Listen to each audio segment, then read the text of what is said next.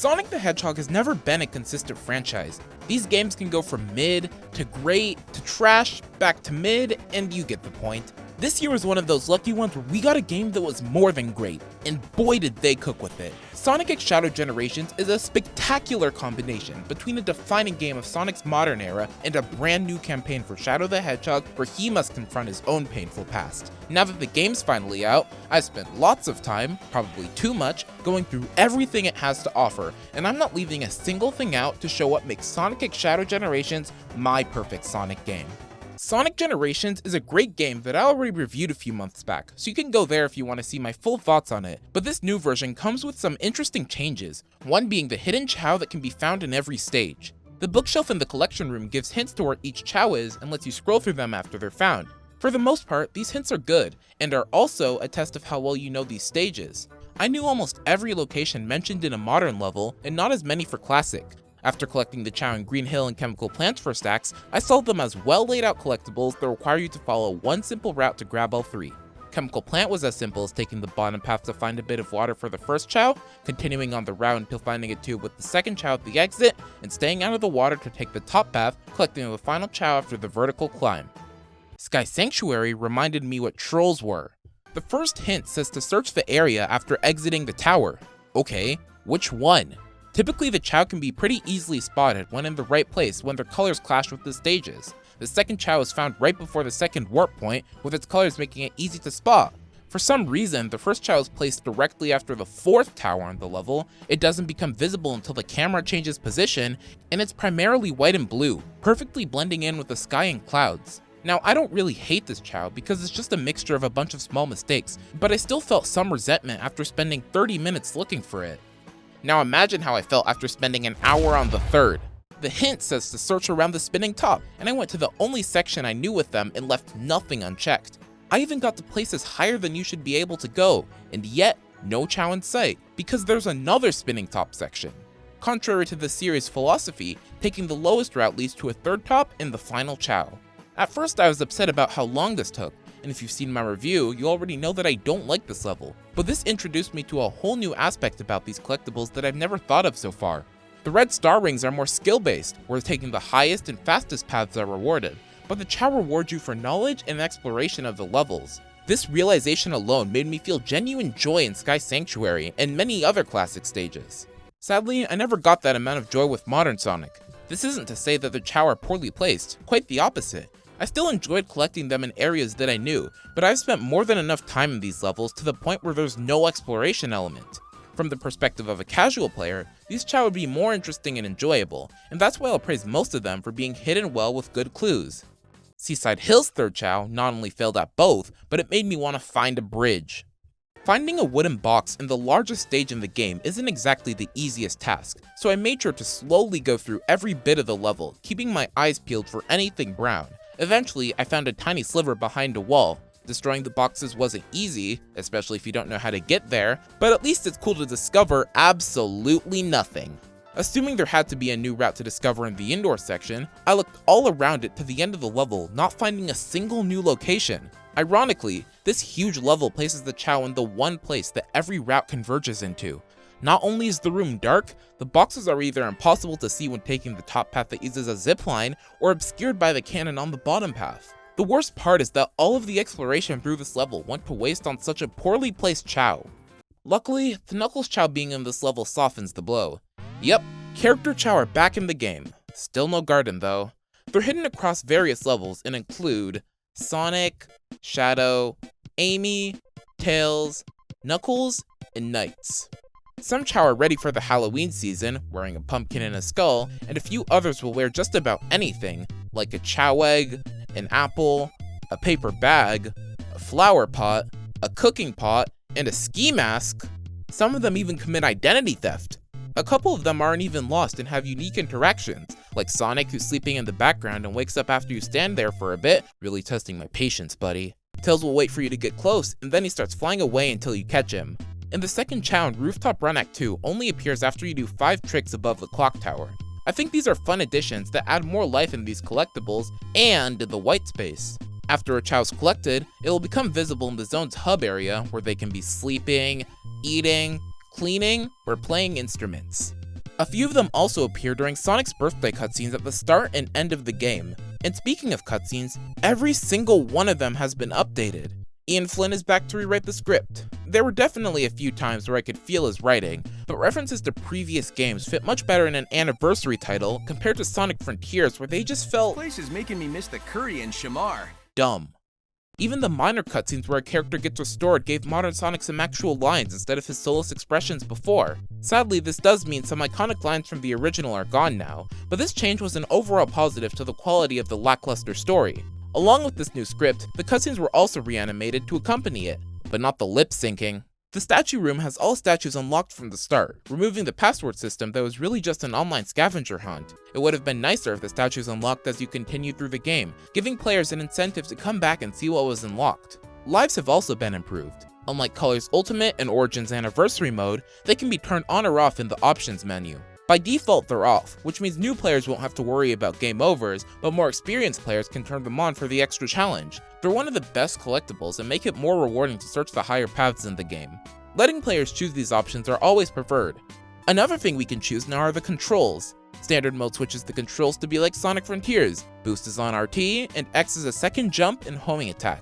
Having the two homing attack buttons is an interesting idea. People who prefer Frontier's homing attack can do so, while people who prefer the original generation's attack can do it the same without having to change control setups. There's also a custom setting where every control, even in the menus, can be changed. One that can't be changed is the drop dash. Ever since Sonic Mania, the drop dash has been a core part of classic Sonic's moveset, and Generations is no different. His drop dash is much less powerful than the spin dash, but it's actually balanced. I appreciate that it lets me carry a good amount of speed and momentum, jump and see where I'm going, and makes classic Sonic fun. In my original review, I brought up the fact that such a powerful spin dash encourages players to constantly stop, and the drop dash pretty much fixes that. I would have preferred if they weakened the spin dash to match the drop dash, but there's a bunch of people who also want the drop dash to be faster and broken, so I'd rather this compromise. Luckily, they can just remove the skill if they feel like it, allowing for the original generation's gameplay. As for modern Sonic, Sonic Frontiers was the first game to add the drop dash. It suffered from a variety of issues. It's impossible to steer, has a lack of momentum and slope influence, and requires 3 presses of the jump button. Generations tries to address each of these issues. Steering works well for how the game is designed. It's not exactly tight like the drift, but with most 3D paths being hallways with railings, it's not as big of an issue. Modern Sonic normally has 0 slope influence, but his drop dash actually does. It travels longer when going downhill and gets some height with a well-timed slope jump, something the boost could hardly do. It's also pretty speedy, but it loses it just as fast. Generations tried to make the drop dash only require pressing jump twice, but that means it's right after the air dash every single time. The air dash halts nearly all momentum, and combining it with the mechanic that's supposed to keep it doesn't mix well. This is one of the main reasons why I don't like the drop dash, because it's so easy to accidentally trigger. If you hold the button 1 second too long, enjoy getting sent off a ledge before you know it. What's even worse is that there's a game that has both Sonics, an air dash, and a good drop dash that can be used at any time. Let's go back to the first game I reviewed on this channel, Sonic GT. Its drop dash can be used before or after an air dash because it's on a completely different button. Sonic Generations has 3 keybinds that are only used on the ground but do nothing in the air, and they chose to keep the drop dash under both jumps. Even though it sucks, at least I can remove it. Let's just open the skill customization and select. Huh? Wait, where is it? No, they wouldn't. They did. This gets me into the other reasons why I don't like it. I can't turn it off, and it's so inconsistent with classic Sonics. Making the drop dash a part of modern Sonic's moveset and no longer a skill has rippling effects on the rest of the game. Skills can only be brought into the main stages, but the modern drop dash can be used in all 45 challenge acts and bosses, and not a single level will ever control like the original. This strange discrepancy between the classic and modern drop dash is not only unnecessary, but dumb. My theory is that both were supposed to be parts of the moveset, but Classic Sonic's was left the way it was due to time constraints. This is due to the fact that when Classic Sonic has Super Sonic enabled, using up all skill points, he can still use the drop dash. Speaking of things that got screwed over, a couple things got cut on the way over. The Sonic 1 emulator from the console versions has been scrapped from all versions of the remaster. This choice was most likely to funnel people to play Sonic Origins instead. I've always enjoyed grinding all the points to buy the controller, even if I've never played more than Green Hill on it. The Genesis was always something that made the hub world livelier. The 30-second trial mode was removed. It's just a shorter version of online mode, so I get why it was axed, and if you're one of the 7 people who played this, I'm sorry for your loss. I also noticed a few tiny annoyances and glitches that I didn't find in the original. Every loading screen takes about 10 to 12 seconds compared to the 1 to 2 that I'm used to in the original. It might be due to a few mods I had or having de novo here, but it was so jarring when I first played this. Most of the glitches I found were minor and visual, like the camera being at the wrong angle in Chemical Plant, or the floor disappearing in Sky Sanctuary. A few extra features were added to this remaster, like 3 save files for both games. This is especially helpful in Sonic generations where the red star rings in Chao can only be collected once. The red star rings also have accurate tracking now, since the white space shows in order which ones have been collected instead of it just being a counter, but also displays which ones you have while collecting them in the stage. Casino Night is now built into this remaster, and it restores the cutscenes that play before the level starts that were cut from the original Steam release. Each Sonic is given an extra DLC skin, a Sonic Jam skin for Classic Sonic that's available through Sega's newsletters and online shops, and a limited pre-order Sonic Adventure skin for Modern Sonic. Both of them look nice, but suffer from not having modified spin dash and rolling animations, but I'm still happy we got any official skins, and I hope they add more. Even with all these changes from the original, would I keep playing this version over it? Yes, even without the mods. I think this is a solid remaster of a great game that only had a few issues along the way. They could have completely botched this remaster, and I would still choose it. Because of him. Sonic Adventure 2, Sonic Heroes, Shadow 5, and Sonic 06 are all games where Shadow's history and growth as a character play an important part in their stories. Shadow Generations is arguably one of his best, and since it takes place alongside Sonic Generations, it should definitely change how we've seen him after. Let's not waste any more time and get into the franchise's best game of the past decade. After Team Dark hijacks a gun rocket, Shadow takes it to the Ark, tracking a strange energy reading that reveals itself to be Doom's Eye. Space Colony ARK is based off its appearances in Sonic Adventure 2's Final Rush and Final Chase. When outside of the Ark, there's always something moving or flashing. Not to an extent where it's a bother, but there's always something to be appreciated if you pay attention. The interior keeps some of the same visual flair and opens up to give a stunning view of the stars below. Act 1 contains lots of short alternate paths that make each replay feel different when added together. Even with all of these deliberate paths, there's always a bottom route for new players, not to slow them down, but to catch back up.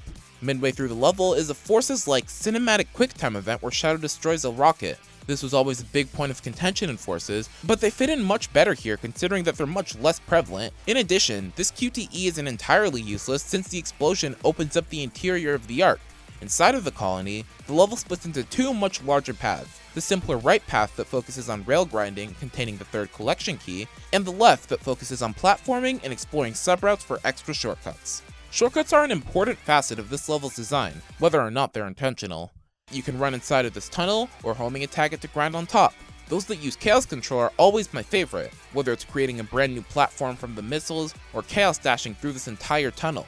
While running inside of the Ark, Doom's Eye takes us to the Doom Zone, a realm that takes the form of a distorted radical highway.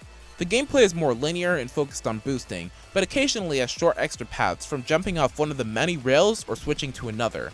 Most of the Doom Zone split paths appear at the end, where you use a building as a slide, deciding whether to jump off the ramp for extra rings or avoiding them for a faster time. And attacking the eye at the end of the level drops the strange jewel. Act 2 often uses Chaos Control and missiles to create new routes and access higher areas. Since most of the second acts are 2D levels, there's only one direction to expand.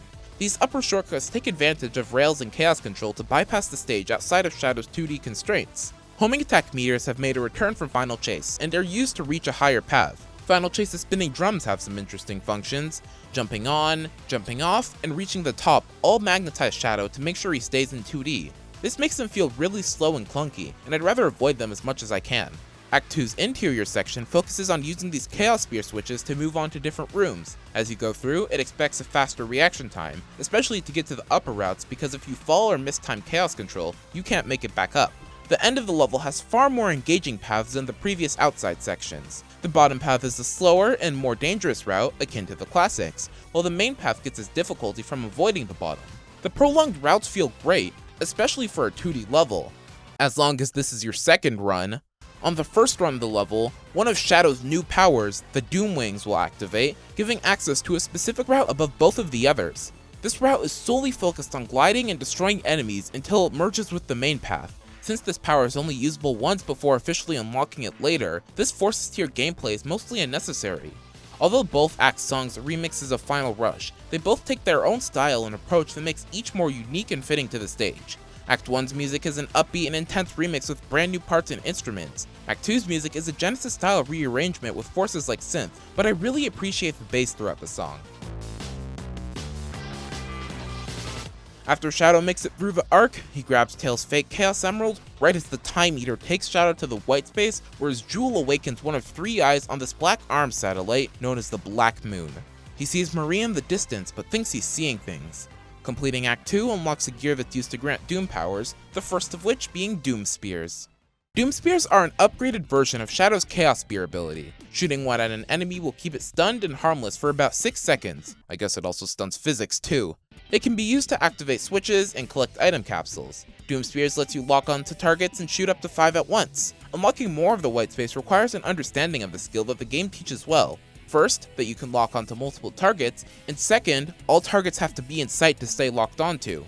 Doom Spears are a good upgrade on Shadow's base abilities, even though it doesn't do too much. If you're a casual, for speedrunners, this is one of the most broken abilities in the game. Spear gliding is a strategy where spamming the spear stops Shadow from decelerating in midair. It's as simple as that. After every boost jump, double jump, and air boost, spamming the spears will keep almost all initial speed. It's a fun trick and makes the gameplay even better. After unlocking and exploring the white space a bit more, the next zone, Rail Canyon, can be found. Many arguments can be made for which zone should have come from Heroes instead, but it's too late to choose, and I'm happy with what we got. My favorite part about how this zone looks is the lighting. Being up so high gives even more areas to notice how the light creates a sense of warmth around the canyon. The backgrounds aren't any more animated than spinning wheels here or there, but it sneaks in some bullet station cannons that spin and shoot randomly. The zone makes up for its backgrounds by putting the flashiest things in your face. The rails exploding and the creepy trains coming from every which way bring some life into the place. As a rail-focused zone, it's important for Rail Canyon to make sure that the gameplay can be less linear and more interesting than diverging rails and occasional jumps.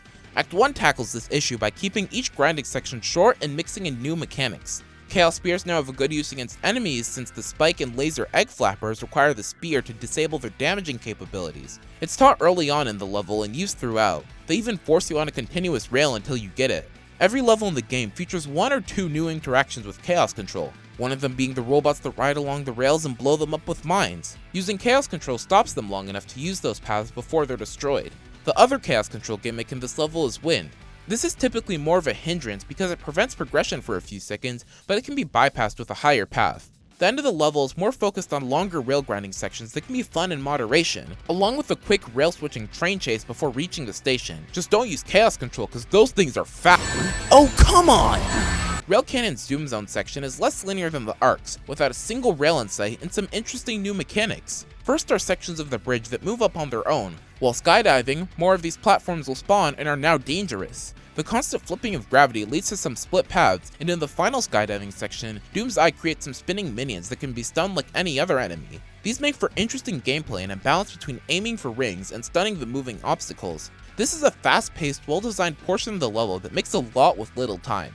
Fast-paced is something that Act 2 needs tips on. Since Shadow Generation's physics are based on Frontiers, they share a good amount of similarities, including the 2D grinding speed. The grinding speed and air deceleration have been touched up a bit, but some parts of this level can feel a lot like 3-4.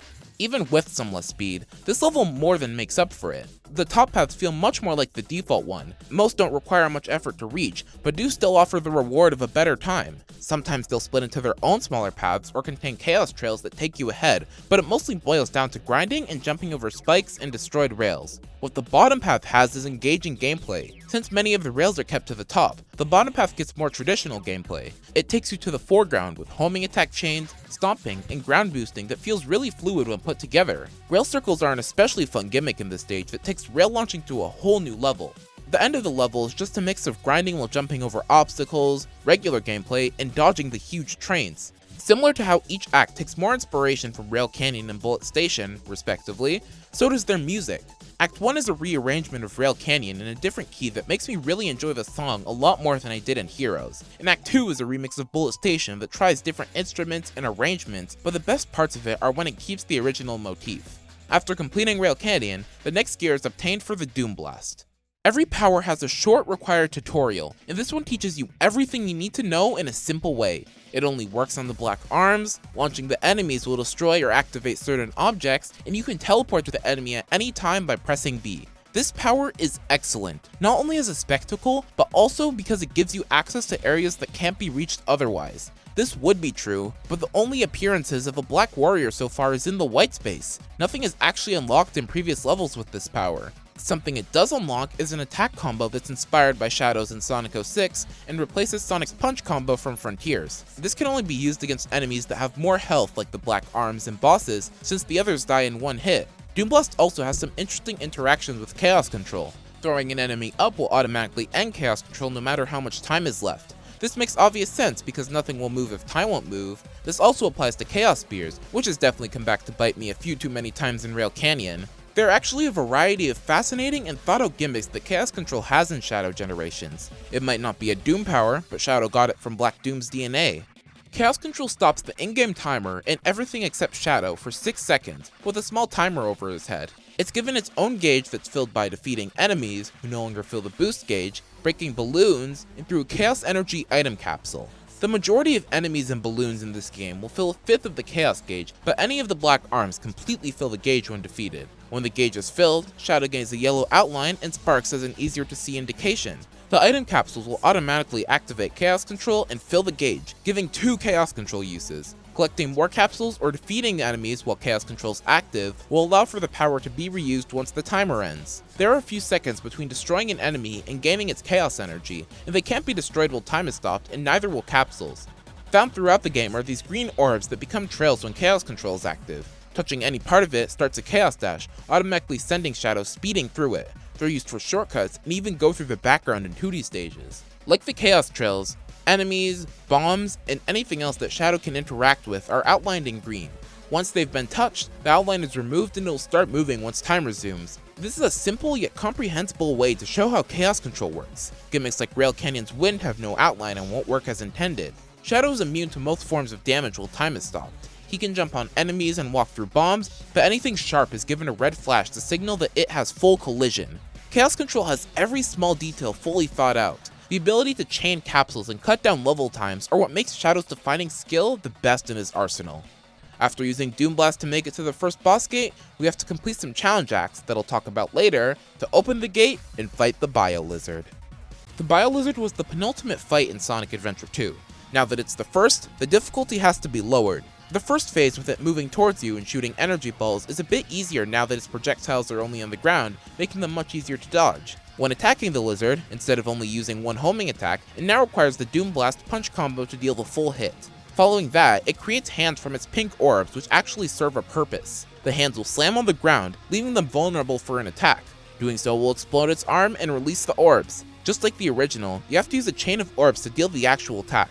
I really like the way this random mechanic from the original fight was better integrated into the remaster. This repeats some more, getting increasingly challenging as it repeatedly slams its hand and does a full body slam. Once it gets down to 20% health, it attaches to the wall, powering up enough to create and send fast orbs that you have to destroy with Chaos Spear. At the end, it creates a large energy ball that needs Chaos Control to be parried, allowing you to take the final hit. This is a good first fight, but there's still one thing it suffers from.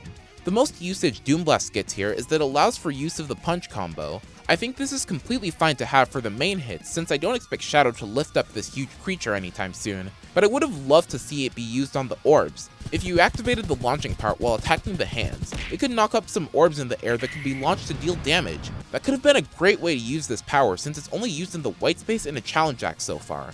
This fight is rewarded with a new Doom gear, but as Shadow gains more powers from them, the Black Moon grows stronger since the two are connected.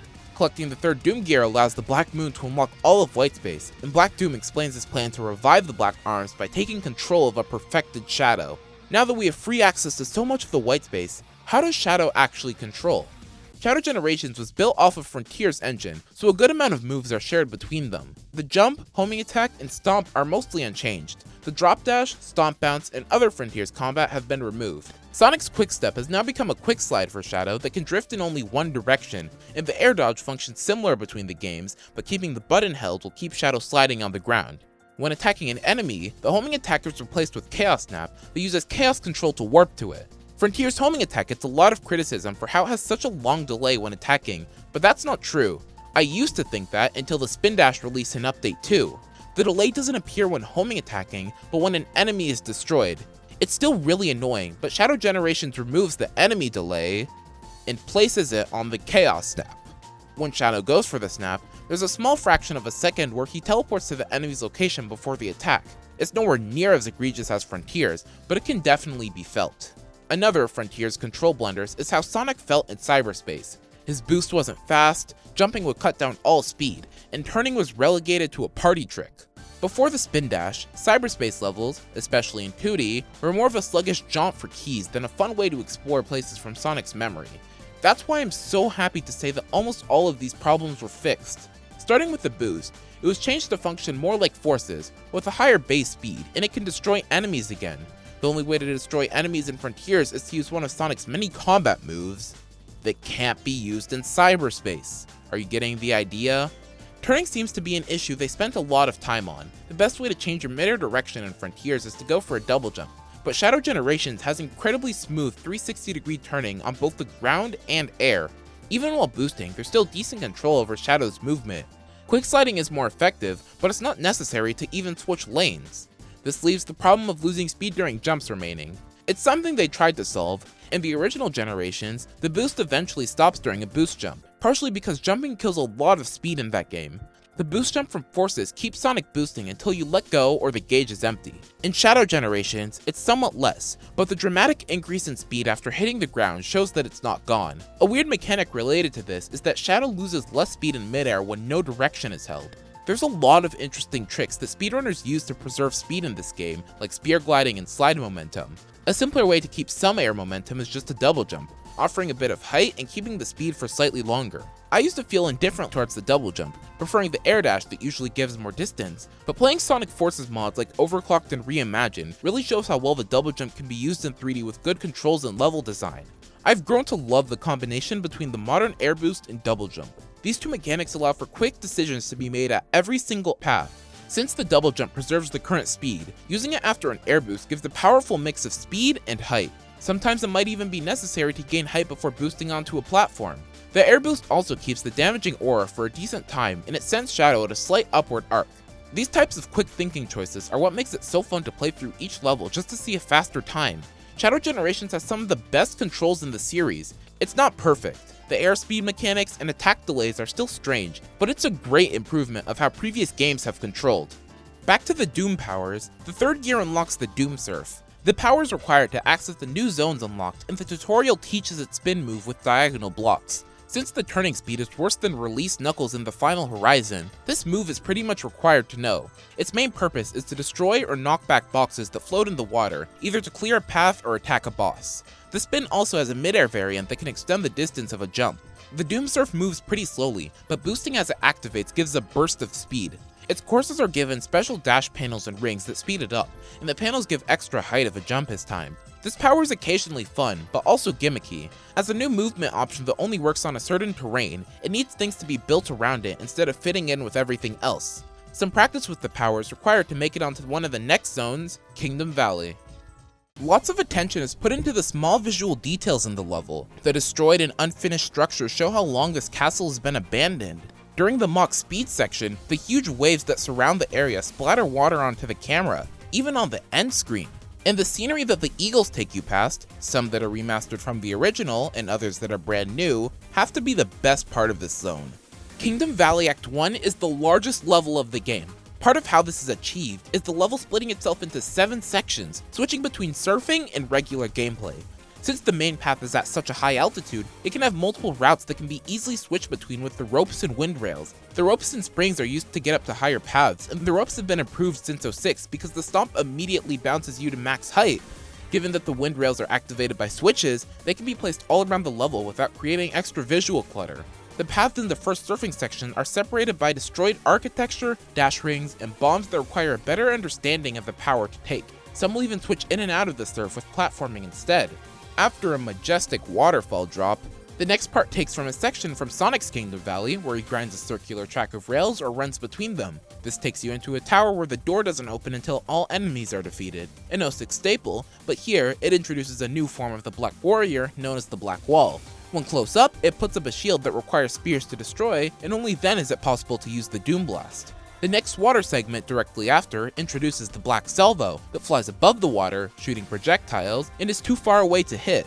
The only way to use Doom Blast is after Chaos Control, since it stops time long enough to catch up to it. What I really like about this interaction is that there's a timing element involved. If you miss the attack, it becomes really difficult to turn around and the enemy won't be vulnerable for much longer. The rest of the off-water gameplay removes most of the ground and focuses on grinding, homing attack chains, and rope bouncing. The final section does a great job translating Sonic's Mach Speed gameplay into something that keeps speed and controls well. There's a lot more I could say about this level, but I'd rather stop here so we can move on to Act 2. This act is just as good as the first, if not better. The main theme of it is going up, as the level can be split into 4 sections where each goes higher than the last. The first part takes place outside of the castle, with more platforming focused gameplay. Getting to the top path uses a neat shortcut by stomping through these boxes before the wind rail. The second part is a back and forth along the castle walls, and Doom Blast is used to hit the wind switches. Inside of the castle, there are lots of moving pillars that can be used as platforms and obstacles, which leaves lots of room for chaos control. Sometimes it doesn't even give you a choice. The final part is a circular climb around the highest towers, and with the help of ropes and an eagle, the top of Kingdom Valley is reached. What truly accentuates this climb is the song. As more instruments get added, the song gets more intense, and just listen to this part.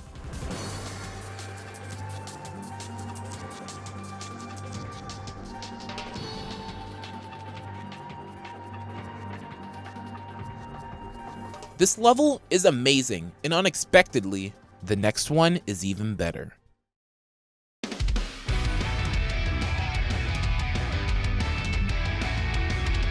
The best parts of Sunset Heights' visual flair comes from its original, but there's some great details that make the level feel so much different. Whether it's the midday lighting giving the city a jaunty feel, or the tattered sewers that are almost as destroyed as the war above, or the rain flooding the city from top to bottom.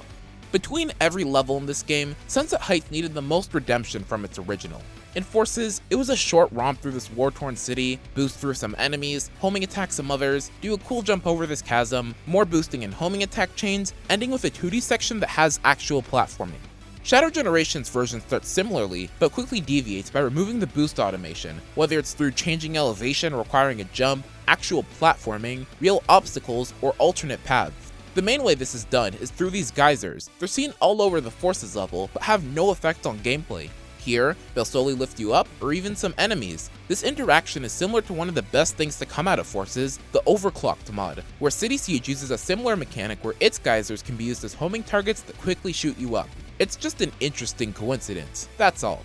Egg Pawn fodder still exists in some places, but it serves a better purpose since they fill the chaos gauge. This egg tank's bullets are required to grab a collection key, and destroying it too early can make it impossible to reach, so not all enemies should be thoughtlessly vanquished. Using chaos control to stop them makes the key accessible and feels cool when you first figure it out. The Death Egg robots have finally been given a reason to exist, and now will fling boulders from the background, and that leads into the next collection key on this higher path. The boulders can only be targeted when time is stopped, and activating chaos control at the right time creates a chain to reach the path.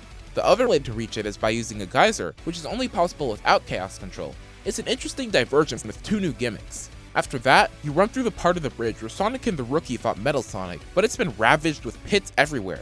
While doing so, 2 robots continue to throw boulders near an opening to enter the sewers. A location that's only briefly seen in the depths of Ghost Town has finally been realized into its own large part of the stage.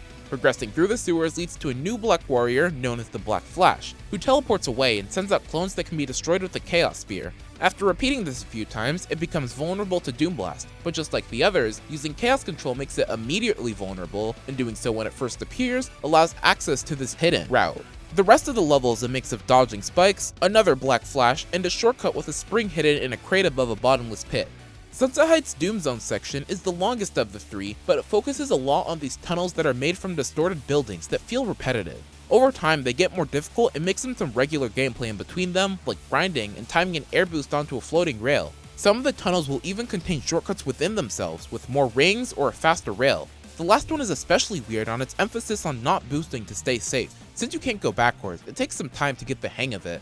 I find this section usually reducing the overall fun I have in this stage. The music is a big part of why I love the main part of this stage. It's something that's too good to put into words, and I'd rather let it speak for itself.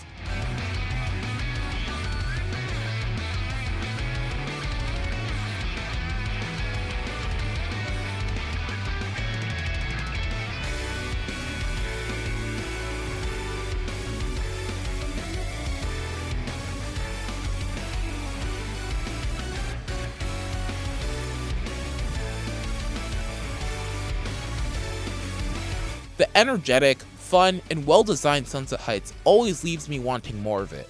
Act 2 manages to deliver on that, but adds even more. Since the rain has taken over, the city is flooded, and many paths use the Doomsurf to traverse the streets. One thing that most routes share is platforming on these passable platforms that the Death Egg robots will shoot from the background. This makes for engaging gameplay trying to avoid the targeted platforms while attempting to move fast. Later on, there's a long back and forth section where nearly every platform gets destroyed by a robot, and making it to the top path can either be done by skipping with well-timed jumps, or using chaos control to stop the robot. The back and forth platforming is an homage to Sonic Forces, which contained lots of this gameplay in episode Shadow. The homing attack chains also made a return from Forces, and is used to reach collection keys and some hidden routes. Act 2 heads back into the sewers that truly get explored now that there's water. It uses lots of switching between foreground and background routes. The foreground mostly relies on surfing gameplay and destroying crates with the spin, while the background is more platforming focused and tries to push you to the foreground with large valves that overflow from all the flooding. I love this mechanic because of how it aligns with the level's aesthetic and how chaos control won't fully stop the water when it starts to pour. At the start of this area, the top rail leads to the background, but after they merge, the bottom path contains a homing chain to the background. It's telegraphed with a singular ring that can be seen on either route. This is a really fun and interesting route, similar to the previous background section, that feels amazing after discovering it. After escaping the sewers, the Death Egg robots are still on a rampage and finally reach the foreground, where you can use Doomblast on its arm. This is the only place in the game so far where Doomblast is used on anything other than the black arms, but it looks cool so it's fine with me. The music is the last piece of the puzzle that is Shadow's Sunset Heights. It's a mellowed down yet still intense version of the original track that perfectly matches the energy of the devastated city in a rainstorm. After restoring Sunset Heights, Shadow hears a scream in the distance and goes to defeat a group of black warriors that were chasing Maria. He actually goes to help her before he realizes who it is. If anything, it shows how much he's willing to help others out of his own will. Shadow wants to save Maria and Gerald from dying by warning them of the Ark disaster, but he continues to restore the world. Gerald theorizes they were pulled from the time stream into white space. Speaking of it, I haven't really said much about everything you can do here. Now that the hub spaces for each zone are upgraded to 3D, they're given so much more attention to detail and visual flair, along with a character or two to talk with. Space Colony ARK connects all of its platforms with rails, a staple of the original Final Russian chase. Omega wound up here because he was hunting the Time Eater. He gives some insight into the zones and bosses, questions if Shadow can turn his arm into a gun, and says, "What now?" Rail Canyon, while having much more area than the Ark, doesn't have much to show, not even rails. What it does offer is a fetch quest for Orbot and Cubot, who must have been misplaced while Eggman set up his current plan. Around the map are 80 machine parts that are used to construct a rocket for the two bots to escape to Flicky Island. We'll come back to those later. Kingdom Valley gets an even bigger space, with an entire moat and huge towers, and I love it. That feeling of climbing up such a high and large place with obstacles everywhere, and eventually making it to the top and being able to see so much of the world feels so serene. Here, we have Big the Cat, who got lost and can't find Froggy. He wasn't even kidnapped by the Time Eater, he's just here. If you talk to him enough, he mentions that he's not only met Elise and Soliana, being the only character in the franchise to canonically do so, he canonizes his cameos on the Ark in Sonic Adventure 2, and asks to learn Chaos Control, but changes his mind because it would make fishing too easy. This guy is on another level. Sunset Heights' space is directly at the city's center plaza, and it's represented so well. Most things are in pieces, even the streets and especially the buildings, and the ground is slightly flooded next to the drains. Since Gerald and Maria can be found here, both offer some interesting information. Gerald gives context on Chaos Control and Black Doom, explains that Sunset Heights is here because of the Time Eater pulling from places in Shadow's future, and says some lines that aged well, while Maria doesn't. I plan to give you a taste of my revenge. Like in Sonic Generations, each zone has a short loop reminiscent of its theme, and Jun Sonoe locked in so hard for every one of these. They are perfect representations about what each zone's about, and sometimes I'll just stand next to the zone to listen to these instead of playing the game. I'm happy that each zone is given a much larger and specific representation in the white space that truly makes each one stand out. The collection keys found throughout the levels are used to open the 96 collection boxes spread throughout.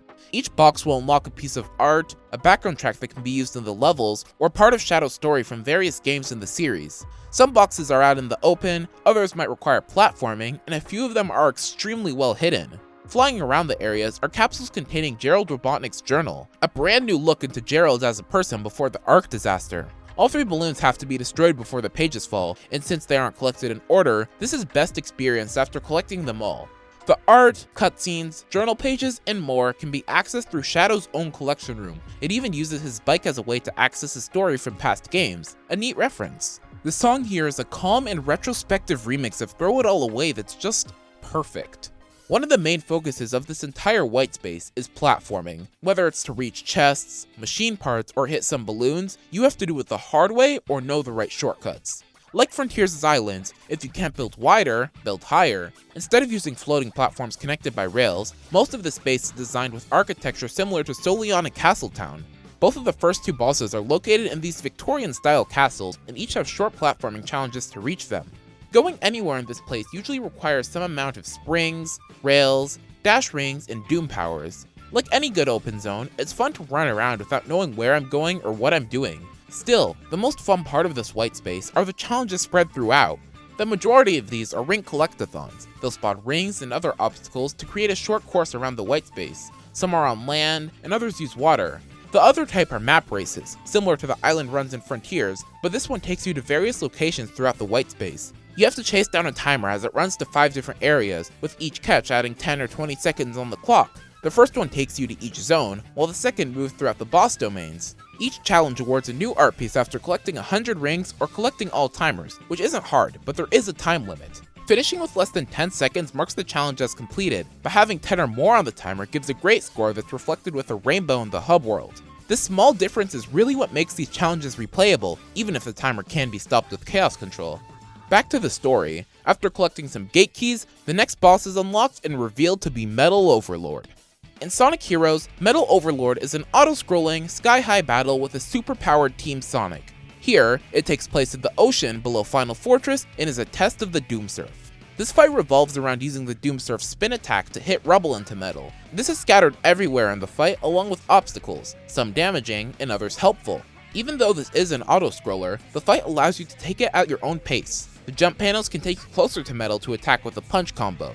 Metal also shoots rockets, red ones that need to be dodged and the others that can be hit with the surf spin. Before switching to phase 2, there's a lot more in the fight that gets ignored in faster runs. Metal uses a tail swipe attack that gets faster each time. His eyes will flash right before he swipes, making it more fair, something the Wyvern should learn. Right before the path loops, he'll even heal himself with the rubble while creating a homing attack chain. In phase 2, he creates a whirlpool, making the fight now in a 2D circular space. The crystal attack from Sonic Heroes makes a return. It needs to be parried back with the surf spin 3 times, getting faster until he takes damage. This attack makes the phase pretty fun, even if it is in 2D. After losing enough health, he pulls out a ship, just like the original, that has to be blown up with chaos spears. The pieces of it start falling and can be used to attack Metal like the rest of the rubble, unless you use chaos control. Activating it gives you time to homing attack them until enough are hit. It comes with a brand new cutscene of the pieces hitting Metal as time continues. The best interactions in this fight happen with chaos control. Hitting Metal with any of the rubble slightly fills the chaos gauge, and it can be filled pretty quickly. Using the power in a fight like this would create some problems since you'd get ahead of the boss, but whenever it's activated, he states that he can use chaos control too, effectively nullifying the power. Luckily, it can still be used to hit his red rockets and use chaos dash trails that lead right to him for some extra damage. Finishing the fight rewards the 4th gear that unlocks Doom Morph. This power gives access to all of the purple corrupted ground. Shadow can only trudge through the corruption, while this morphed form slides right through it. On the ground, it functions similar to the Doom Surf, still moving a bit slow, but its boost can be used at any time, and it has a floatier jump. In the air, this is a whole new beast, using these morph balls to transform, swing, and launch in every direction. This power doesn't have as much of a tutorial, where instead it gives the large playground to understand its mechanics, at least most of them. The tutorial shows how to transform by touching a morph ball, using the boost, and a full swing, which all work as expected. Launching, though, works in an uncanny way. Letting go at any point during the swing will send you through the morph ball in the same direction. This means letting go while directly below sends you straight up. This isn't taught anywhere except in a tutorial video in a hint ring in the next level. Having full control of where it sends makes a huge difference on not only what can be accessed, but how much fun it is to mess around with this thing. Platforming in this form can feel just as enjoyable as running through the white space normally, but only once you understand how to use it. It's a good thing we have an entire zone that includes it. Chaos Island as a zone goes through multiple areas of the original island in Frontiers. The erupting volcano was a spectacle I don't think anyone expected, but adds a nice flourish to the level, along with a death-like robot at the start. What was a destructive tormentor in the previous stage has now become nothing more than scrap metal. All of the springs, dash rings, and other objects have been converted to their Frontiers versions, so it really immerses Shadow into the island. Chaos Island Act 1 gives Kingdom Valley some competition when it comes to large and open stages. Compared to most, the split paths here really feel like playing different levels. I definitely recommend doing so if you haven't yet. The start of the level contains 3 separate paths. 2 lead to a collection key and are generally faster, while the third is more of the same but farther away. The enemies found throughout the level are soldiers and cyclones, but now that we have the Chaos Spear, their defensive positions become much less of a hassle to deal with. Defeating the cyclones requires the spear just to stop them from spinning, and knowing this is used for a couple side routes. The bottom path of the next Morph sections reintroduce the Chaos Spear switches from Space Colony ARK. Here, they're used to activate anything a side loop would in the original. One of my favorite things to do in Frontiers was going around to every post, side looping it, and seeing what it contains, but reaching Chaos Island soured that experience since most of its posts would lead to 2D mini challenges. In Shadow Generations, it's actually fun to see what each switch unlocks. At one of Eggman's abandoned bases, the right path focuses more on traversal with the Doom Morph, whereas the left is faster with the option to skip it, although the bottom route is longer than both. It takes a focus on platforming where hitting the switches at the right time is used to keep some speed. Inside of the underground, the corridors have been given more obstacles, some requiring chaos control to speed through, and the large empty room has been transformed into a huge platforming masterpiece. You can hit these switches on the rail to activate a pulley up to these moving platforms, or skip the rail entirely and defeat these soldiers to get there. Continuing on the rail leads to a Doom Morph section where you can swing for some extra platforming, or launch up to skip it. It really makes as much as it can with all of this space. Following the underground is one of the lava pools. The switches on the main path create new platforms allowing you to traverse the lava, and it even ramps up in difficulty when a black flash is added, giving even more targets for the spears. The morph path contains a chaos energy capsule, skipping the black flash in most of the lava altogether. And finally, it's an airborne climb next to the volcano with shortcuts snuck throughout. The start of Act 2 introduces these volcano boulders that are shot from the background, and it splits off into shorter top and bottom paths. The top path leads to the background where you boost through it and pick up a collection key, while the bottom does the same in the foreground with a few enemies instead. The following part is a back and forth Donkey Kong-esque climb with boulders rolling in the way. Using chaos control allows you to walk on the boulders, which might create some issues.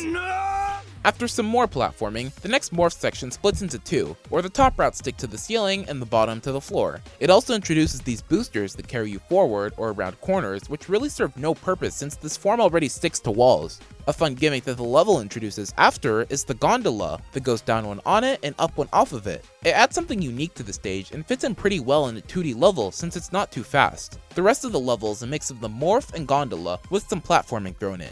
Something that really stuck out to me was the end. Oh no, not again. It takes place where the original's underground ended, which had a short platforming challenge before reaching the overworld again. It has the same 2D controls as Knight's Shield Escape that make it feel somewhat slow and boring, but Shadow Generations completely removes it, replacing it with a chain of springs. This is pretty disappointing. Although the original section wasn't perfect, it still had a small charm that made it feel like a grand escape from the subterranean area. This zone is a great time to fix it up, just like Sunset Heights. To me, this ending section feels like a missed opportunity that worsened some of my enjoyment of the stage. Act 1's music is a mix between the EDM and dubstep of cyberspace and the island's mellower second movement. It does a great job of combining how the level feels to play and how the environment feels when looking at it. Act 2's song starts with an upbeat version of Movement 6 and the rest is an EDM remix of Movement 2 again. Just like Act 1, it's something that I enjoy, but I definitely wish the Movement 6 part at the start lasted throughout more of the track. There's still one more thing that bugs me with this zone. After going into the underground in Act 2, that's where the rest of the level takes place. The lava in the background is a nice touch, but it has no effect on the gameplay. Chaos Island is a huge place with some cool and especially notable set pieces across all of Frontiers, but it's not something that can be condensed into 6 minutes of gameplay. The underground is a fun place to run through, predominantly in Act 1, but the fact that it was a big part of both acts made it start to feel forced. Some areas that never even got a background reference were the icy mountain with Spider atop, the spiral tower high in the sky, and Pinball. On second thought, maybe not. With how much 2D was in the original island, they should have just given us 2 full 3D acts. Wouldn't that be neat? After restoring Chaos Island, Shadow finds his way to City Escape in Sonic's white space. The two hedgehogs have some back and forth about the yellow emerald and reference some of their iconic lines. It'll be a day to die for. A portal to the Ark opens and they fight for the emerald. Shadow decides to not use his new powers and lets Sonic take it. Rouge flies in, and Shadow admits that he let Sonic steal the fake emerald, planning to have her switch it back after he's finished. She's also the character you can talk to in White Space, and she's flying between Chaos Island and City Escape. It would be cool if she referenced what's happening to Shadow in Sonic Generations, but here, she at least briefs Shadow on what's going on at the other side of White Space. The way this cutscene fits so perfectly with the stories of both games really makes it feel like they planned Shadow Generations back in 2011. What are the odds that the emerald gained from beating Shadow is the exact same one that Tails copied? Chaos Island definitely has the most unorthodox hub space because it's based on the mini challenges scattered throughout Frontier's islands. Around the area are 4 buttons and 4 islands high in the sky, each with a chest. Each button creates a path of floating platforms, rails, and dash rings straight out of a tower climb. They're fair challenges and not insanely punishing. I heavily enjoyed them for what they are, and it brings a lot of life to the island. Now we can head down to the underground with the Doom Morph, which is a pretty cool place to explore. If you didn't already know how to use the Doom Morph, grabbing all of its chests and machine parts forces you to. After making it through, we can find the final boss gate, activating the last set of challenge acts. So let's talk about them. Just like Sonic Generations, there are a few challenges in each zone that unlock boss gate keys. Each Sonic has 5 challenges in each zone for a total of 90, where only 9 are required to beat the game. Shadow has 2 regular challenges for each act, and every one is required to finish. Since Shadow Generations only has 6 zones, this decision was probably to pad out the length of the game to better match the original, and yet, I'm okay with this. The challenges here are pretty fun to play. Each one is a short remix section from the original level, containing an extra requirement like defeating enough enemies or getting enough rings. Some objectives get repeated with higher difficulty like Chaos Control, and others are based on gimmicks in the levels like Kingdom Valley's Pillars, Sunset Heights' Death-like robots, and Chaos Island's Gondola. The one-ring challenges are some of my favorites. There's obstacles everywhere, going for a fast time turns it into a hitless challenge. Even though the ring can be picked up, dodging every spike makes the S rank feel so much more worth it. Finishing a challenge lets you ring a bell to spawn a note that you have to catch for a new piece of art or song.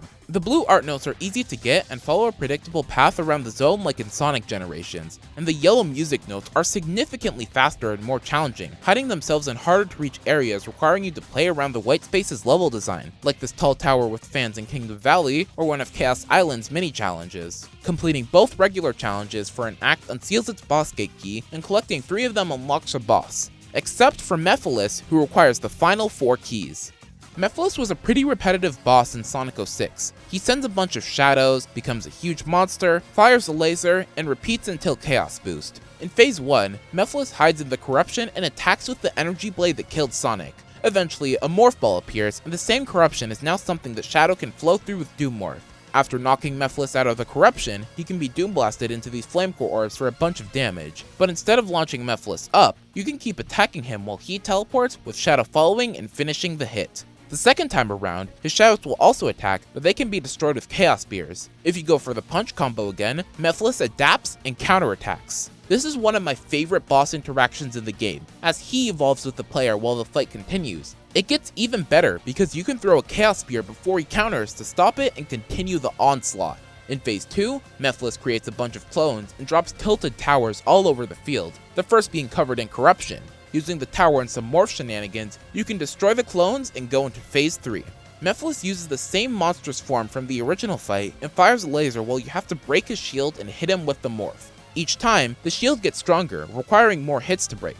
Finally, he splits into more clones, each with an energy blade that will attack unless Chaos Control is activated. Every hit during the fight fills part of the gauge, but if it isn't full by this point, the last phase repeats. Once Chaos Control is active, you can take out the clones until Mephiles has lost enough health and Shadow defeats him in the coolest cutscene I've seen in the game. I'd rather not describe it and let it play out.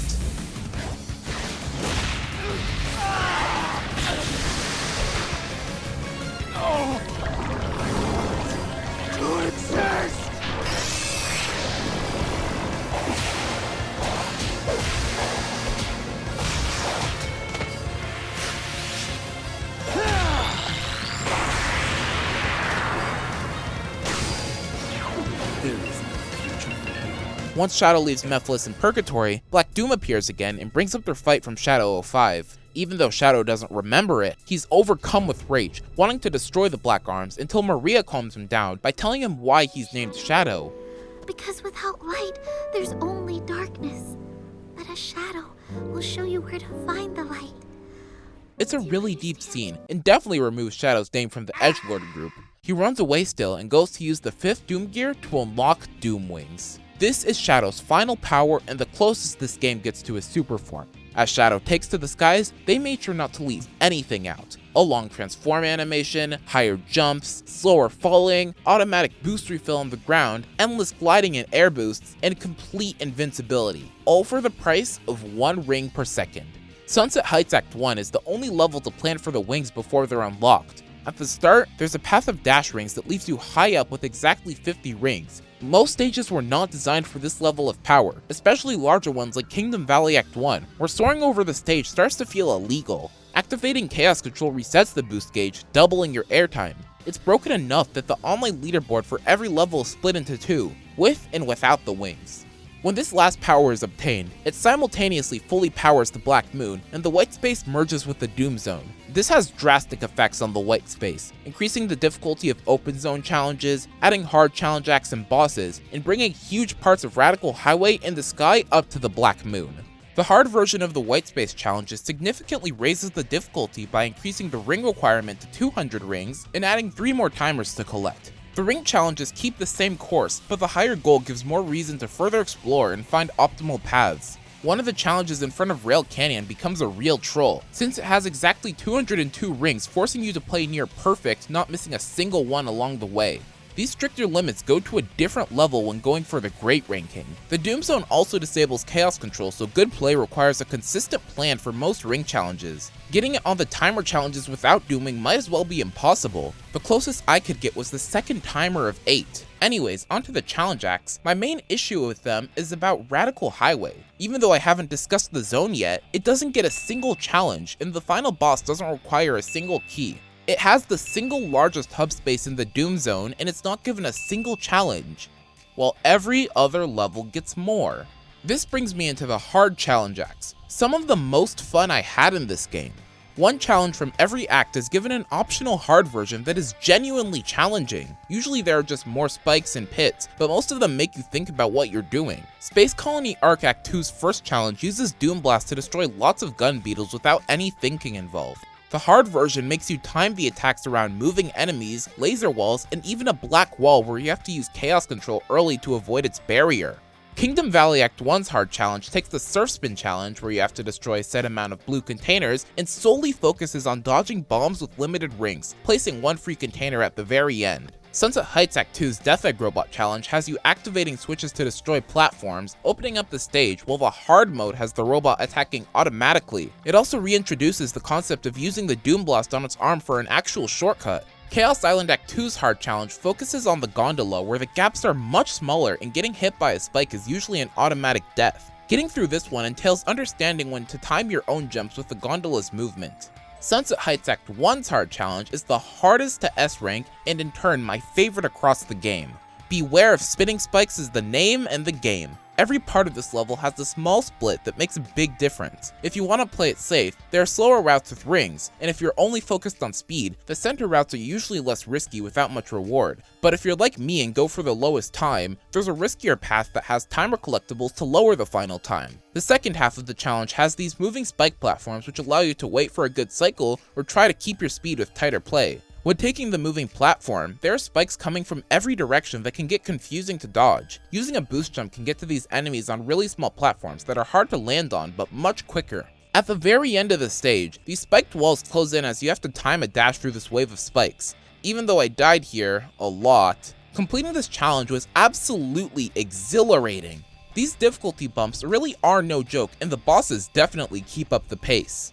Just like Sonic Generations, every boss is given a hard version. Even though these bosses still have checkpoints, they aren't pushovers. In Phase 1, the Biolizard starts with faster attacks, giving no time to wait. Its energy balls are also larger and harder to dodge. Even when you get to attack, it throws a bone at you. If the punch combo isn't done fast enough, it releases an energy pulse, interrupting the attack and forcing you to redo the phase. In phase 2, the hand attacks are faster, more erratic, and harder to dodge. After the first hit, it adapts and no longer keeps its hand on the ground long enough to finish the combo. Again, I love this concept of bosses adapting to attacks, but now, chaos control is required to finish the hit. Something interesting that happens when doing this is that the orbs won't release and the lizard takes damage from the explosion. Since it does both hits at once, this can also be used in normal mode to give chaos control an actual use there. The final phase was made a bit harder now that 2 or 3 orbs will shoot instead of 1, but it really doesn't change much. The change I enjoyed most was the removal of rings. Now that a single hit can cost the S rank, good play becomes that much more important.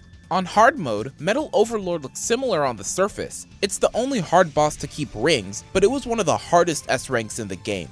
There are tighter jumps, laser gates that require Chaos Spear, faster parrying, and it's just harder to attack, especially when the camera freaks out. Even though it has rings, any little mistake, one misspin is enough to restart the run.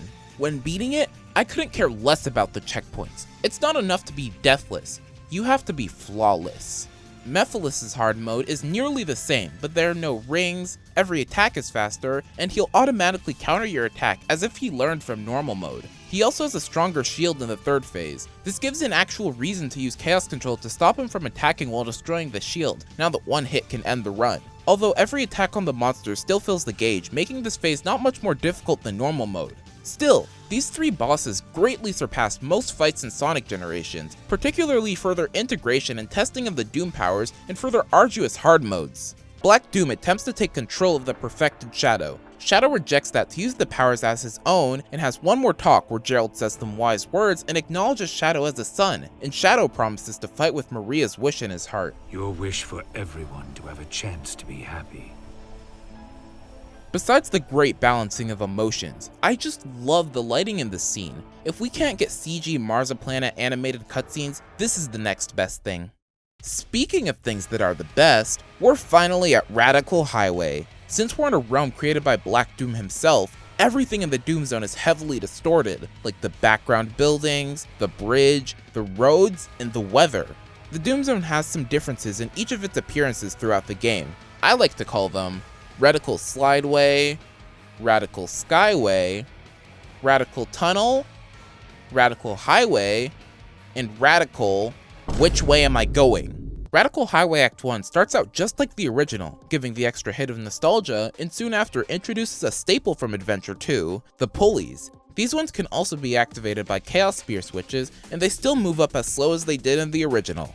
More mechanics get brought back for the stage. The swinging poles, rockets, and jump panels all manage to feel just the same, but have the modern look that everything else has. After the first loop, the level introduces using spear switches and gun spark beetles in combination, where you not only use the spears to create your platforms, but also homing targets to get by faster. It gets some use throughout the level, and mixing it with a known mechanic is a good way to encourage its use early on. Instead of going through the loop, there's a shorter sideways section of the road that's on the right. It's far away, but not enough to be part of the background. There's a small hole after the first spring in the level that you can use to find another spring to get all the way over there. This is really cool since you'll see this section on your first few runs, not knowing how to get there, but you can find the spring with just a little bit of exploration. Later on, the first jump panel leads into a pole where waiting is required to not run straight into these spikes. While progressing through the level, the buildings in the background get more distorted, and so does the gameplay. There's a loop that curves into itself, and a hidden rail going through the background buildings that's only accessible with a Doom Blast. I really like this one since you can only get to the black wall if you time the landing on this pole. The main path has this fun gimmick where you have to hit the button to spawn more platforms and get closer to the black wall while breaking its barriers with chaos spears. And if you're impatient, you can skip over most of it with some well-timed boost jumps and dodges. After that, the buildings are at their max distortion and one becomes a slide just like the first Doom Zone section. These slides are much more fleshed out when it comes to alternate paths, but the controls can make reaching them a bit tricky. On the last slide, the Black Salvo from Kingdom Valley makes its second appearance. Since there's no chaos control here, the only way to catch up to it is by using the top path that's fast enough to blast it. The end of the level is gravity switching platforming on the bridge with no floating air to save you. Just like Adventure 2, you can grind on the railings to skip some of the gameplay. There's lots of swinging and gunspark beetles that keep you on your toes. Act 1's remix takes a lot of creative liberties with the song, but still fits the vibe of Vanilla Radical Highway with the distortion that's seen in various parts throughout the level. One thing you've probably noticed by now is the huge amount of rings everywhere. All of these exist to sustain the now unlocked Doom Wings. These wings have so many extra routes that they become a brand new level. When they're enabled, after reaching the top of this building early on, the game plays a cutscene and automatically activates the power, giving access to all of these airborne ring circles. After the first rocket, the level branches off all the way to the right and passes so much of the regular gameplay. Overall, it's pretty boring after the first time. The wings gameplay doesn't get any deeper than, do I keep flying or pick up rings to get more boost? Sure, it can be fun, but this is some pretty mid game design. But if you want something better than mid, let me introduce you to one of the best stages Shadow has had the luxury of being in. Are you ready for this? It doesn't matter, we're too deep in and there's no escaping. As the final main stage in the game, Radical Highway contains the only 3D second act, and they make as much of it as possible. It starts out with a callback to Rail Canyon's Doom Zone, skydiving past the dangerous building fragments, and this electricity applies to the roads too. A further part of it will lift up heading towards you. It's always fun to dodge above, below, or around these, and the game gives some extra platforms and springs to help. After the next skydiving part is a transition that introduces the final Black Arms creature, the Black Macho. This guy flies back, summoning water cyclones with his halos, and he's got 2 invisible health bars. After the first is down, he'll charge up an explosive barrier, but then you can defeat him and he shrinks down into a blastable core. Back to that transition, it always ends up with you having more than 50 rings, and if wings are enabled, there's a prompt to transform with 2 separate short routes for it. This is a great way to encourage the power in such a natural way that's hard to notice compared to Act 1's blatant cutscene. Right after, the level introduces sideways and spinning roads, an interesting and tight to control challenge that gets lots of usage throughout. It throws in some more platforming across longer spinning roads that require speedy jumps to get past. The tunnels from Sunset Heights' Doom Zone make a return along with the Black Flash, with a nice difficulty buff. There are more bottomless pits and a collection key is surrounded by them. It also has a shortcut midway through by avoiding a rail and the dash rings that continue the chase and taking this other rail. It's a faster path that ends at the same place as the chase, unless you have the Doom Wings. Shadow, what are you? How? Finishing the chase regularly and blasting the Flash has another target up in the sky with its own course. It tries to have some obstacles that close in and make the flying gameplay a bit more engaging, even if they don't do anything. There's some other really interesting shortcuts in the level. There's a pulley with some rings on top, meaning that there has to be another route to get to them. By using this chain of beetles at the start, it takes you on this alternate path that leads to those rings. It's a fun route that even has some little skips baked in and still introduces the same moving roads from the main path. Instead of landing on the remaining road when skydiving, there's a hidden rail below it that always makes me feel like a spy. The rest of the level features more moving road segments, the original spring elevator, but it goes up, flying past fake obstacles, attacking enemies on spinning platforms, sometimes, ending with a final spinning road. I absolutely adore this level, definitely the best in the game. It's a beautiful mix of challenging and fun gameplay with an S rank that took me almost 2 hours without the wings. Granted, I didn't know many of the shortcuts that I mentioned here, but it's still the tightest one of the main levels. Something that made getting the S ranks even more fun was the music. Act 2's remix is a true embrace of the disfigurement and chaos that is the Doom Zone and perfectly balances it with its guitars, drums, and especially synth.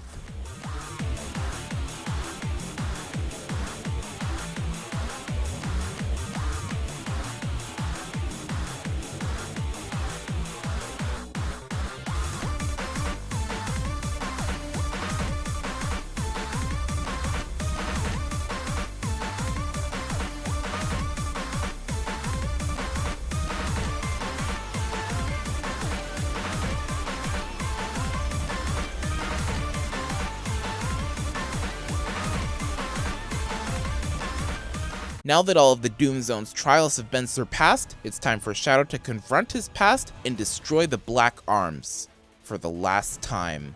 Sonic Generation's final boss, the Time Eater, was a lackluster ending to the game. Since it wasn't given the Final Horizon treatment, it's up to Shadow Generations to redeem it, and I think this game more than exceeds. Just like Shadow 05, Black Doom transforms into Devil Doom for the final fight. Phase 1 of this fight is just a more intense version of Metal Overlord. You have to use the surf spin to knock the projectiles at the boss, and there are jump panels to use a close-up attack. Devil Doom's orbs can have lasers in every direction, cluttering the screen, but also upping the ante. Phase 2 makes the fight more interesting and original as Shadow switches to the Morph. To attack, you have to move across these platforms while Doom throws fireballs to destroy the terrain and the Morph balls. Each time he gets hit, you're sent further back, having to go through some of the same area as it gets more destroyed. Over time, he attacks more with fire breath to destroy a bunch of platforms at once. The game is still fair with this since they take a few seconds to disappear after being shot. Beneath that, there are also some safety springs to recover. I don't think they're necessary at this point in the game since dying restarts at the beginning of the section. Still, gameplay wise, this is the best part of the boss because of how it gets more difficult while retreading the same ground. Ever since Dark Gaia and Unleashed, I've always wanted more final boss fights that have challenging platforming sections, and this is the first game in those 16 years to have it. After 3 hits in this phase, Devil Doom is defeated and I thought the boss was over. Until a symphonic remix of All Hail Shadow kicks in, Shadow gets his wings, and Devil Doom transforms into Neo Devil Doom. In this final phase, he creates obstacles out of random debris to fly through and around as you catch up to him. His main attack is shooting at blue worm projectiles that you have to parry back to stun him. Once you're close enough, you can attack him. But that's only one of his attacks. Each of Neo Devil Doom's 3 eyes corresponds to a different attack. Doom's eye can only inhabit one at a time, and the awakened one will switch throughout the fight. The top eye on his tail will sweep across the screen, taking out anything in its path. The main eye on his body will distort reality to create a tight tunnel, and the huge eye at the bottom does the blue worm thing. I want to give attention to the top eye's attack because it has the best and worst interactions in the fight. At the start of the fight, it uses 2 telegraphed horizontal sweeps, but eventually throws him back to back and vertical attacks. The screen flashes where he's gonna attack, and it can be dodged by going to the other half of the screen, except I don't know what half this is. The vertical attacks are always in the middle, making it easy to dodge, but I always had to guess where the horizontal attacks would be. After a bunch of replays, I figured out how it works. He attacks wherever you are right before he swings, and you have to go to the other part of the screen to dodge it. This is pretty problematic, and it suffers from the end syndrome. Sonic Frontiers' revisited final boss gives 0 indication on how to target the cable, leading to lots of frustration among players, and this feeling of the game giving no idea what to do comes back here. Luckily, it doesn't prevent as much progress as the end, since you can still attack him with the blue worm thing, but it's still pretty annoying. If you manage to dodge the attacks and close in on the top eye, it can give a prompt to hold. Doing so leads to a Frontiers Grand Slam-like cutscene where Shadow knocks around Doom as if he's a titan, and if any of the sweeping attacks connect, Doom uses his tail to do the same to Shadow. These attacks are just as epic as Frontiers, if not more for the setting alone, but require a lot to get to, especially because the prompt to use Doom Blast only appears if you spent a while in the fight. My final issues with this phase stem from Shadow doing an insane amount of damage. It's enough that Doom can be defeated in just 3 hits and a bit of parrying the worms. This leaves extra things like the attack from the main eye and the Doom Blast cutscene less accessible on replays and even on the first attempt for some. A reduction to Shadow's attack power would have still kept the fight fun now that more skill is required to finish quickly, but it's too late for that. What I appreciate most about this entire fight is how it truly is a test of all the Doom powers that get overlooked throughout the game. No levels have hidden water or corrupted routes, and only one has an extra path in the sky. This gives the last 3 powers almost 0 use outside of their designated stages, so I'm happy they can all come together for the final confrontation. But it's not over yet. When Shadow goes for the decisive blow, Neo Devil Doom stops him with Chaos Control, but Shadow cancels the Chaos Control with his own. He evolves his powers one more time, using a strangely familiar attack, to put an end to the Black Arms forever.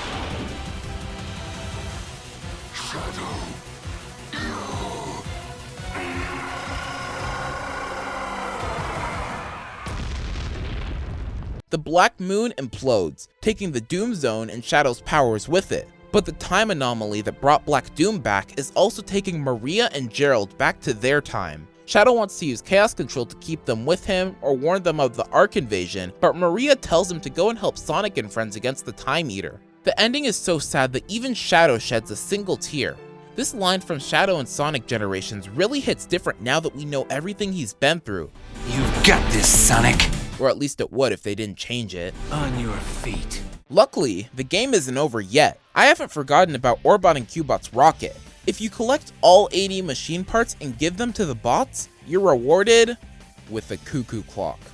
In the end, they got their flickies, but at what cost? My sanity.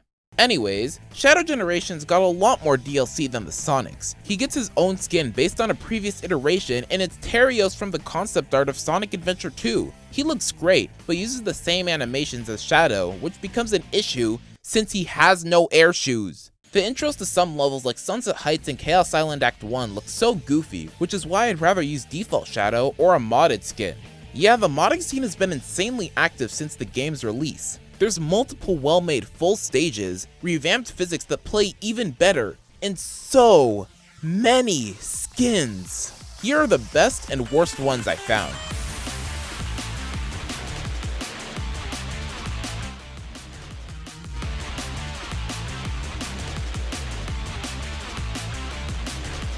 The digital deluxe version of the game adds extra selectable music for all stages. It has some of Shadow and Sonic's iconic songs, various tracks from Forces, 6 months later and they still didn't fix it, Team Sonic Racing, and Frontiers, including all 4 boss themes. It also comes with a digital art book, something that's become a staple of digital deluxe in the franchise over the past decade. It has concept art of the characters, zones, and enemies of both titles, and the Dark Beginnings prequel series. Along with that, it gets a shorter list of the digital deluxe tracks that are already in the base game. It really makes no sense to shorten this list since you could already listen to all of these songs on any other platform.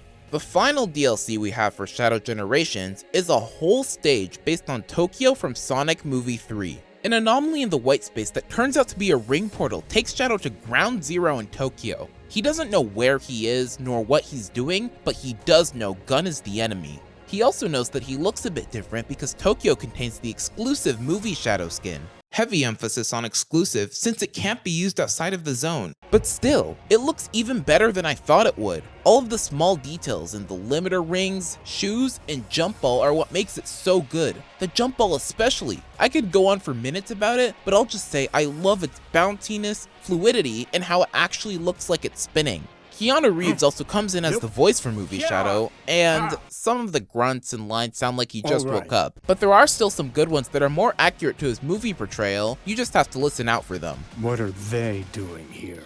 The level starts with tons of cars and buses that you can run on top of for some shortcuts, and unlike City Escape, these ones are actually solid. While running through the streets, there are a bunch of gun robots throughout and a ramp with a Chaos Dash trail. Either path leads to this train station, which is my favorite part in the level because of how it's split into 4 separate routes. Some require dodging spikes and use zip lines atop the trains, others have you grinding on the rails, and you can even go in between the trains to find enemies and springs for some height. All of the rails eventually converge into this under construction subway area where the main gimmick is using these ramps to run on the walls. The main shortcuts here use this, and one even offers a Chaos Energy capsule. Back outside, gun helicopters become more of a threat from now on since they shoot missiles that engulf specific areas in flames, like a ramp used for a shortcut and one of 6 posters that are found throughout the level. If you're fast enough or use Chaos Control, the helicopters can be attacked and used to reach separate paths. One of these splits the level in 2 and each leads to a separate part of this tunnel. The left with upper and lower parts that focus on platforming, and the right having you weave through cars and running on walls to keep up speed. I find both of them equally fun, and going in between the routes makes them even more interesting. The final set piece of the level is a helicopter chase up the Skytree. This is another area that we got to see in the movie, but now it's a rail switching, rocket dodging simulator until reaching the end. The outdoor sections of the zone feel so scenic, especially when they mix in the real-world locations with references to other characters in the series. Although the level is short, it provides a lot of alternate paths that make it pretty replayable. But what does become an issue on replays are the cutscenes. The level starts with a 60-second skippable intro for the area and the song. Halfway through is a 45-second unskippable cutscene where Shadow rides a rocket to a helicopter, hits it with a Chaos Spear, throws out the pilot, and watches it explode while falling back to the ground. On the first few watches, this is really cool and this one shot goes so hard, but it feels really boring on subsequent runs. After the rocket chase at the end, there's a short 20-second unskippable cutscene where Shadow destroys the helicopter that was chasing him, and once the level is finished, there's one last 50-second skippable cutscene of Shadow returning to the white space. When you break it down, this level really is just 2 minutes of gameplay. Speedrunners spend even more time watching cutscenes than playing the game. Luckily, this patience package is given an astounding soundtrack. The white space music is even better than the rest of the zones, and the main stage's song, which is a remix of Westopolis, was first shown off at Tokyo Game Show, so it's all come full circle now. The DLC also comes with 2 shorter challenge acts. The first, a popping challenge with balloons scattered everywhere from the start to the train station, maybe a bit too many, the popping sound gets kind of annoying. And the second challenge is a ring grabber mostly throughout the underground. There are lots of shortcuts involving Chaos Spear switches for more rings and hidden paths that decrease the timer. It's a fun S rank and is probably more replayable than the main stage since it doesn't have all of those cutscenes. Overall, this DLC was solid and I hope more stages are officially added in the future. And now that I've spent most of the last hour glazing this game to no end, I think it's time to discuss my only problem with Shadow Generations ending, and it's the music. The Dark Beginnings prequel series wrapped up with Shadow heading to the Ark playing this amazing song, Without You. Lots of people expected it to be used somewhere in the game, but many made it to the end and it was nowhere to be heard. They somewhat made up for its exclusion by adding the full song to the game's album when it was released 2 months later. This allowed for modders to add it where it rightfully belonged. I will give Sega the benefit of the doubt if it was a copyright or licensing issue like Sonic 3's music, but the original ending still fell slightly short of what would have been a perfect emotional and cinematic conclusion.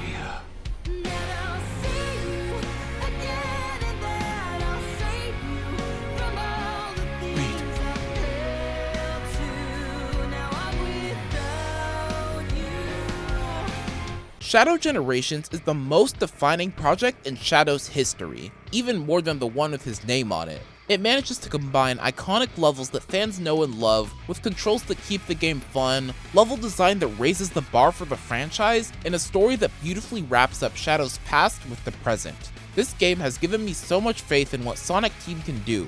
The ball was in their court and they slam dunked it. I'm curious as to what you all have to say, so comment what you liked and disliked most about the game. I hope you enjoyed watching this review as much as I did making it. This is the biggest project I've ever worked on, and I don't think I'll do anything of this scale anytime soon. Thank you for watching, and the Biolizard's pink orbs are actually eggs that it produces rapidly. Let that sink in. You are shooting Chaos Spears at its children. See you next time.